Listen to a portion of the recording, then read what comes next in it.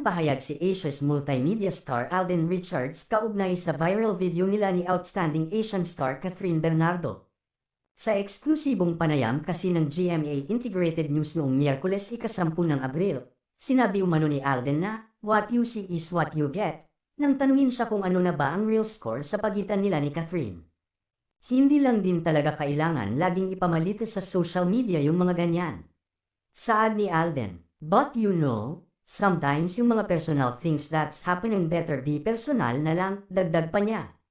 Matatanda ang isa si Alden sa mga guests sa surprise birthday party ni Priscilla Tañedo o Bupya para kay Catherine kung saan naispitang magkayakap ang dalawang artista. "I was invited and syempre, it was part of her post-birthday celebration with friends and family. Masaya naman," sabi ni Alden. Dagdag pa niya, masaya naman yung naging experience and you can see how happy Kat is right now.